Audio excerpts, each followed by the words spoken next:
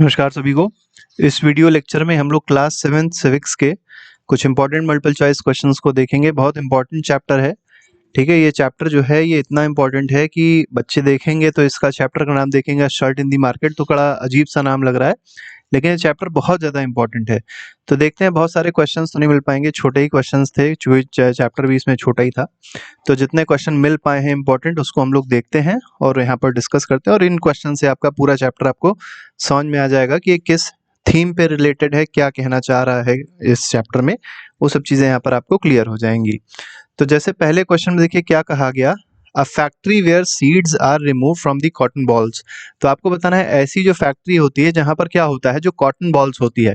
अब यहाँ पर कॉटन का इस्तेमाल क्यों किया जा रहा है, क्योंकि कॉटन से ही शर्ट बनती है, ठीक है। तो आपको समझ में आ गया होगा कॉटन का यहाँ पर काम क्या है, कि ये शर्ट को क्रिएट करने में मदद करता है, मतलब इसी से ही ये एक ऐसा फाइबर है जिससे शर्ट बनाई जाती है, ठीक है, और फिर वो मार्केट में बेची जाती है, ठीक है। तो factory where seeds are remove, तो ऐसी फैक्ट्री जहां पर सीड्स रिमूव होती हैं कॉटन बॉल से। The cotton is pressed into bales to be sent for spinning into thread, और फिर उसको क्या किया जाता है, उसको एक तरीके से प्रेस किया जाता है, दबाया जाता है, और उसकी बेल्स बनाई जाती हैं, और फिर उसको स्पिनिंग के लिए भेजा जाता है जिससे उससे थ्रेड क्रिएट किया जा सके। तो इस प्रोसेस को, मतलब इस फैक्ट्री को क्या कहेंगे, तो ये होता है काम गिनिंग मिल में। तो यहाँ पर सी ऑप्शन सही है। तो गिनिंग मिल अगर पूछा जाएगा तो ये पूरा कॉन्सेप्ट जो है ये गिनिंग मिल का ही कॉन्सेप्ट है जो आपको पता होना चाहिए। क्वेश्चन नंबर 2 पे आते हैं। सेकंड क्वेश्चन देखिए क्या कह रहा है, cultivation of cotton requires high level of inputs. अब देखिए कॉटन का कल्टीवेशन जो होता है, आपको पता होगा ब्लैक सॉइल रिस्पॉन्सिबल है कॉटन के कल्टीवेशन के लिए। ब्लैक सॉइल होनी चाहिए, याद रखिएगा। और मेनली जो ब्लैक सॉइल इंडिया में है वो गुजरात में पाई जाती है, महाराष्ट्र में पाई जाती है। इसीलिए ज़्यादातर अगर आप कॉटन की फैक्ट्रीज देखेंगे वो इन्हीं दो जगह पे देखेंगे, और थोड़ा बहुत तमिलनाडु में भी पाई जाती है, ठीक है। तो यहाँ पर कहा गया हाई लेवल ऑफ इनपुट की रिक्वायरमेंट होती है, जैसे फर्टिलाइजर बहुत ज़्यादा चाहिए होते हैं, पेस्टिसाइड बहुत ज़्यादा चाहिए होते हैं, dash and the dash have to incur heavy expenses on account of these. अब देखिए ये सिंपल चीज़ पूछी गई है कि जो कॉटन उगाने के लिए जो चीज़ों का इस्तेमाल करना होगा, जैसे फर्टिलाइजर हो गया, पेस्टिसाइड हो गया, तो ये सब महंगी होंगी, लेकिन इसका जो खर्चा है वो कौन करेगा?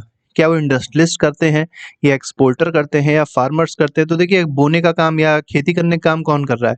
फार्मर्स कर रहे हैं ना, तो फार्मर ये काम करेंगे, तो इसलिए सी ऑप्शन जो है वो यहाँ पर बिल्कुल सही होगा, ठीक है। तो इस क्वेश्चन का अगर आंसर पूछा जाए तो option number C is correct of this question,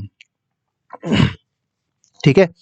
समझ में आ गया होगा। इंडस्ट्रियलिस्ट क्या होते हैं, जिनकी इंडस्ट्रीज होती हैं, जो बड़े बड़े मालिक होते हैं। एक्सपोर्टर क्या होते हैं, जो एक कंट्री से दूसरी कंट्री तक अपना सामान क्या करते हैं, भेजते हैं। जैसे मान लीजिए आपने यहाँ पर शर्ट को मैन्युफैक्चर किया अपनी कंपनी में, और फिर उसको दूसरे मान लीजिए चाइना में भेज दिया कि वहाँ पर इसका व्यापार होगा, बिजनेस होगा, बिकेगी, और उसका पैसा आपको वापस मिलेगा, तो वो एक्सपोर्टर होते हैं। फार्मर क्या होते हैं, जो मेनली खेती करते हैं, जो कॉटन को उगाते हैं, ठीक है। यहाँ पर इरोड के बारे में बात करी जा रही है।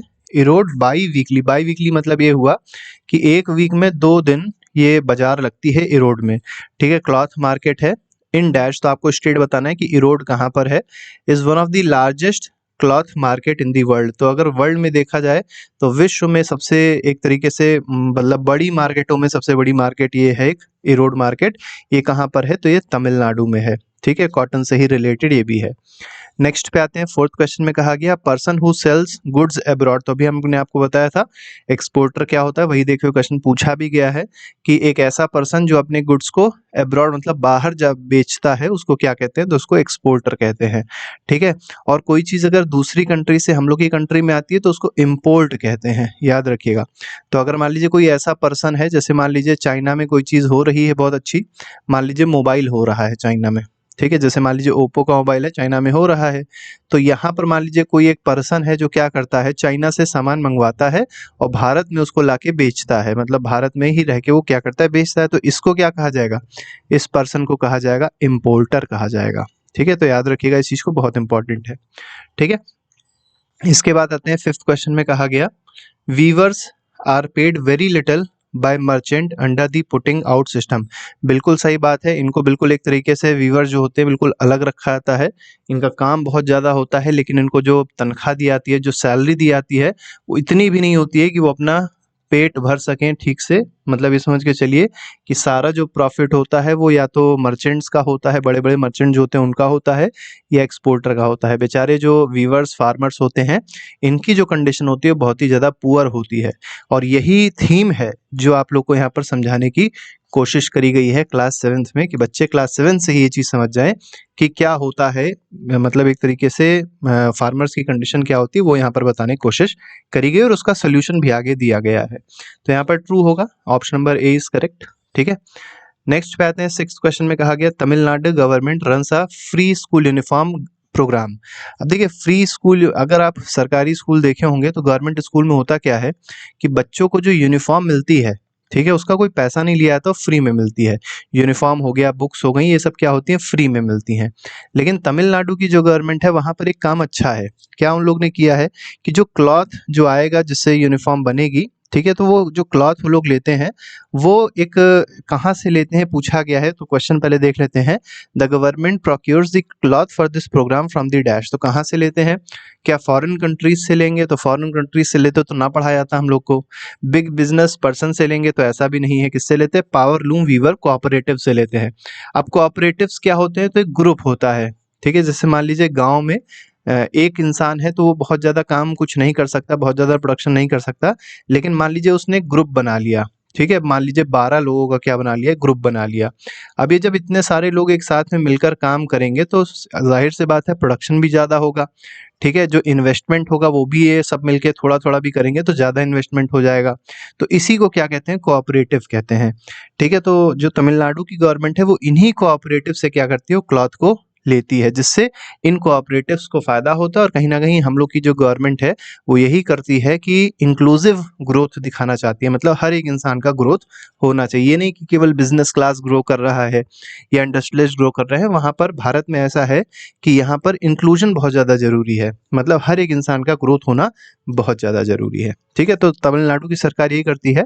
तो हर सरकार को फिलहाल ये करना चाहिए, लेकिन फिलहाल बहुत ही कम सरकार हैं जो ये सब चीज़ करती हैं, कोऑपरेटिव्स पे ध्यान देती हैं, ठीक है। 7th क्वेश्चन पे आते हैं। 7th क्वेश्चन में कहा गया garment exporter sold the shirt for 200 पर पीस। अब देखिए उसने जो बेचा, अब जो शर्ट है, जैसे मान लीजिए एक शर्ट है, ठीक है, और शर्ट को कितने में बेच रहा है, तो बेचने का जो कॉस्ट है जिसको सेलिंग प्राइस कहते हैं वो ₹200 पर शर्ट है, ठीक है, पर शर्ट है। अब एक शर्ट को बनाने में जो पैसा लगा वो 70 रुपए, तो देखिए रॉ मटेरियल था, मतलब जो क्लॉथ था, जो कॉटन था वो कितने रुपए का था, 70 रुपए का था, ऐसे मान लेते हैं, ठीक है। और 30 रुपए बाकी और खर्चे लगे होंगे, जैसे जो किसान होंगे उनको पैसा देना पड़ा होगा, ठीक है, जो बना रहे होंगे उनको तनख्वाह देनी पड़ी होगी। तो ये 70 प्लस 100 मतलब 30, मतलब टोटल कितने हो गए, 100 रुपए हो गए। तो खर्चा कितने का आया उसका, तो खर्चा आया 100 रुपए का, उसने बेचा कितने में, 200 रुपए में। अब यही पूछा गया प्रॉफिट क्या हुआ एक्सपोर्टर का। अब सोचिए एक शर्ट पे, केवल एक शर्ट पे जो प्रॉफिट हो रहा है वो कितना हो रहा है, वो हो रहा है 200 माइनस 100, मतलब 100 रुपीज का प्रॉफिट हो रहा है। और किसान को कितना दिया गया पर शर्ट, 15 रुपए भी नहीं दिए गए होंगे, ठीक है। मतलब ज्यादा से ज्यादा 15 बता रहे हैं, लेकिन समझ के चलिए 10 रुपए भी दे दिए गए हो तो बहुत बड़ी बात है, ठीक है। तो ये स्थिति है कि किसान 10 रुपए कमा रहा है और जो एक्सपोर्टर है वो 100, मतलब 10 गुना प्रॉफिट कमा रहा है उससे, और काम कुछ नहीं कर रहा है एक तरीके से देखा है तो, ठीक है। तो इसीलिए यहाँ पर अगर देखा जाए तो प्रॉफिट पूछा गया था, तो एक्सपोर्टर का प्रॉफिट हो जाएगा 100 रुपीज। 8th क्वेश्चन में कहा गया आइडेंटिफाई द इनकरेक्ट, मतलब गलत स्टेटमेंट आपको बताना है इसमें से कौन सा होगा। पहला दिया गया foreign businessman make huge profit, ये 2 बार आ गया, ह्यूज प्रॉफिट्स इन दी मार्केट, बिल्कुल सही बात है। जो बड़े बड़े बिजनेसमैन होते हैं वो क्या होते हैं कि बहुत ज़्यादा वो प्रॉफिट कमाते हैं मार्केट में, बिल्कुल ठीक है। और ये चीज़ अगर आप देखेंगे केवल कॉटन में नहीं है, ठीक है, और भी बहुत सारी इंडस्ट्रीज है जहाँ पर ये देखने को मिलता है। तो चलिए कमेंट बॉक्स में आप देखते हैं कितना अपना दिमाग खोल पाते हैं, उस दिमाग को खोल के बताइएगा आपको कौन कौन सी इंडस्ट्रीज ऐसी लगती है, कौन कौन से ऐसे सेक्टर ऐसे लगते हैं जिसमें फार्मर्स जो हैं उनको, फार्मर्स को या जो लेबर्स होते हैं उनको कम पैसा मिलता है, और जो इंडस्ट्रियलिस्ट होते हैं उनको बहुत ज़्यादा पैसा मिलता है। ये आपको यहाँ पर बताना है कमेंट बॉक्स में कमेंट करके, ठीक है। तो compare to this garment exporter made only moderate profit. अब देखिए जो गारमेंट के एक्सपोर्टर थे उनको एक मॉडरेट प्रॉफिट मिल रहा था, मतलब प्रॉफिट तो मिल रहा था लेकिन मॉडरेट प्रॉफिट था। On the other hands the earning of workers, लेकिन जो वर्कर्स थे गारमेंट एक्सपोर्ट फैक्ट्री में, जो वर्कर्स काम कर रहे थे उनको जो पैसा मिल रहा था, जो उनकी सैलरी थी वो इतनी भी नहीं थी कि वो डे टू डे नीड्स को प्रॉपरली फुलफिल कर सकें। तीनों बात जो है बिल्कुल सही गई हैं, तो इसका इनकरेक्ट क्या हो जाएगा? कोई भी स्टेटमेंट इसमें इनकरेक्ट नहीं है, तो इसमें incorrect statement none of these होगा। तो यहाँ पर D option is correct. 9th question पे आते हैं, democracy is about getting a dash ways in the market. अब देखिए डेमोक्रेसी क्या होती है कि जो हर एक इंसान जो है वो एक तरीके से बराबर है। ठीक है, डेमोक्रेसी की बेसिक थीम क्या है? बेसिक थीम अगर आप डेमोक्रेसी की देखेंगे तो वो है इक्वालिटी। इक्वालिटी का मतलब ये है, अब जैसे डेमोक्रेसी का मतलब ये है कि पीपल इज जो गवर्नमेंट होती है that is elected by the people for the people of the people. अब इसका मतलब लोगों के द्वारा ही इलेक्ट हो रही है, और हर लोग का अगर हर एक पर्सन का वोट देखेंगे तो केवल 1 वोट होता है। ऐसा नहीं होता कि कोई रिच है तो उसको 10 वोट मिल जाएंगे देने को, ठीक है, और कोई पुअर पर्सन है तो उसको 1 वोट मिलेगा देने को, ऐसा नहीं है। सबको जो वोट का परसेंटेज दिया गया है वो एक ही दिया है। यहाँ तक कि अगर मान लीजिए अंबानी है, ठीक है, अंबानी को भी अगर वोट करना है तो वो एक ही वोट कर सकते हैं। और अगर मान लीजिए कोई रिक्शा पुलर है, ठीक है, उसको भी अगर वोट करना है तो वो भी एक ही वोट कर पाएगा। तो देखिए यहाँ पर इक्वालिटी है कि नहीं? तो इसका मतलब ये हुआ कि जो डेमोक्रेसी की थीम होती है वो क्या होती है? इक्वालिटी होती है। लेकिन अगर आप इस मार्केट में देखेंगे तो क्या मार्केट में डेमोक्रेसी देखने को मिल रही? तो आंसर है नहीं देखने को मिल रही है। ठीक है, तो वही आपको बताना है क्यों नहीं देखने को मिल गया, आपको समझ में आ गया होगा, इसलिए नहीं देखने को मिल रही क्योंकि यहाँ पर वेजेस में बहुत ज़्यादा डिफरेंस है, बहुत ज़्यादा इनइक्वालिटी है। तो डेमोक्रेसी क्या कहती है कि fair ways in the market, एक फेयरनेस होनी चाहिए वेज में। ठीक है, ऐसा ना हो कि कोई बहुत ज़्यादा अमीर बन जाए और किसके उस पे बन जाए, तो गरीबों के काम पे बहुत ज़्यादा कोई अमीर बन जाए, ऐसा नहीं होना चाहिए। ठीक है, तो यहाँ पर सी ऑप्शन जो है दैट इज करेक्ट कि यहाँ पर जो वेज होनी चाहिए कैसी होनी चाहिए? फेयर होनी चाहिए। लो नहीं होनी चाहिए, अनइक्वल नहीं होनी चाहिए। ठीक है, इक्वल तो हो ही नहीं सकती है, ठीक है, लेकिन फेयर होनी चाहिए। ऐसा ना हो कि किसी को इतना भी ना दो कि वो ठीक से जीवन यापन भी ना कर पाए। 10th क्वेश्चन पे आते हैं, इसमें देखिए क्या कहा गया, 2 स्टेटमेंट दिए गए हैं, आपको बताना है कौन सा स्टेटमेंट सही है। जैसे स्टेटमेंट 1 में क्या कहा गया, on one hand the market offers people opportunities for work. अब देखिए मार्केट की इंपॉर्टेंस बहुत ज़्यादा है। आप ये मत सोचिएगा कि मार्केट होना गलत है, मार्केट होना बहुत ज़रूरी है। क्यों? क्योंकि मार्केट ही एक ऐसी चीज़ है जो क्या देती है? अपॉर्चुनिटी देती है वर्क की। ठीक है, लोगों को एम्प्लॉयमेंट देती है, लोगों को काम देती है, और इसी से जो लोग होते हैं वो क्या कर सकते हैं? अपना जो भी उनके यहाँ प्रोड्यूस होता है, जो भी वो ग्रो करते हैं, ठीक है, उसको वहाँ पे लाके बेच सकते हैं।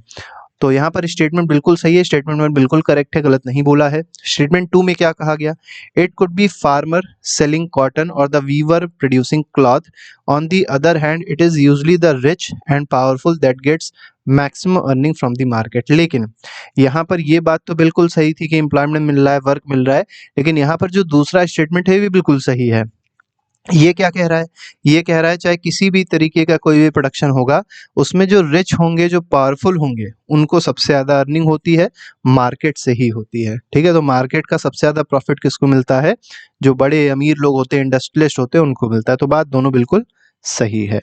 ठीक है, तो यहाँ पर डी ऑप्शन में देखा जाए, मतलब 10th क्वेश्चन में देखा जाए तो बोथ स्टेटमेंट आर करेक्ट हो जाएगा, मतलब C option is correct. Question number 11th पे आते हैं। 11th में कहा गया the amount that is left और gained from earnings after detecting all the cost. अब देखिए जैसे मान लीजिए आपने एक शर्ट बनाई, जैसे अभी हमने शर्ट का ऑप्शन आपको बताया था, ठीक है, शर्ट पे जो कॉस्ट लगी मान के चलते हैं 100 रुपये कॉस्ट लगी, और जो हमने शर्ट बेची मान लीजिए कितने रुपए में बेची, 150 रुपीज़ में शर्ट को सेल किया। तो ये सेल किया और ये हमारी कॉस्ट प्राइस है। ठीक है, अब आपसे पूछा गया है कि बेचने के बाद जो पैसा बचा, तो अगर देखा जाए कितने आपने कितनी ज़्यादा पैसा लिया उससे, 50 रुपये आपका पैसा रहा, तो इसको क्या कहेंगे? इसको कहा जाएगा प्रॉफिट। ठीक है, तो इसको क्या कहते हैं? प्रॉफिट कहते हैं। तो वही पूछा गया, इट इज कॉल्ड प्रॉफिट। अगर मान लीजिए ऐसा होता कि शर्ट 100 रुपए की होती और अगर आप बेच केवल 80 रुपए में पाते, तो आपका क्या होता? 20 रुपए का लॉस हो जाता। ठीक है, तो प्रॉफिट और लॉस दोनों चीजें यहाँ पर पता होनी चाहिए। लास्ट क्वेश्चन है, इसमें देखिए क्या कहा गया, असर्शन और रीजन दिया गया है। असर्शन में कहा गया farmers have to depend for loans. अब देखिए जो फार्मर्स होते हैं, पैसा वैसा तो उनके पास खास होता नहीं है। जैसे आप अगर बुक देखेंगे तो स्वप्ना के बारे में बताया गया, वो स्मॉल फार्मर है और वो क्या करती है, जो भी उसका जो भी वो बेचने जाती है मार्केट में, तो वो किसी एक बड़े ट्रेडर को कम पैसे में अपनी चीज़ों को दे आती है। ठीक है, तो क्योंकि अगर नहीं देगी तो फिर लेगा कोई नहीं और कहीं ना कहीं उसका नुकसान हो जाएगा। ठीक है, for raw material and marketing of their goods. ठीक है, तो मतलब जो फार्मर्स होते हैं उनको लोन चाहिए होता है, लोन्स पे डिपेंड होते हैं, किसके लिए? क्योंकि रॉ मटेरियल जो खरीदना, रॉ मटेरियल क्या है, जैसे मान लिया कॉटन को ग्रो करना है, ठीक है, तो रॉ मटेरियल क्या होगा? सीड होंगी, ठीक है, फर्टिलाइजर होगा, पेस्टिसाइड्स होंगे, तो ये सब कहाँ से आएगा? पैसे से ही तो आएगा, ठीक है। तो कहीं ना कहीं उनको डिपेंड करना पड़ता है लोन पे, ठीक है। तो सरकार इसीलिए आप देखते होंगे अलग अलग तरीके की योजनाएं बनाती है जिसमें लोन्स देती है किसानों को, जिससे हो ये कि उनको किसी इनफॉर्मल सेक्टर से लोन ना लेना पड़े, किसी पर्सन से लोन ना लेना पड़े, जिससे उनका एक्सप्लॉयटेशन हो सके, ठीक है। तो इन सब चीज़ों के लिए सरकार अलग अलग तरीके की स्कीम बनाया करती है, and most often for the employment, और यही उनका क्योंकि एम्प्लॉयमेंट का साधन भी होता है, इसीलिए फार्मर्स को इस पे डिपेंडेंट होना पड़ता है। बिल्कुल सही स्टेटमेंट देखिए दिया गया है। रीजन में कहा गया because of this dependence the poor are exploited in the market, और इसी वजह से क्या होता है, पुअर जो होते हैं वो मार्केट में एक्सप्लॉइट किए जाते हैं। क्यों?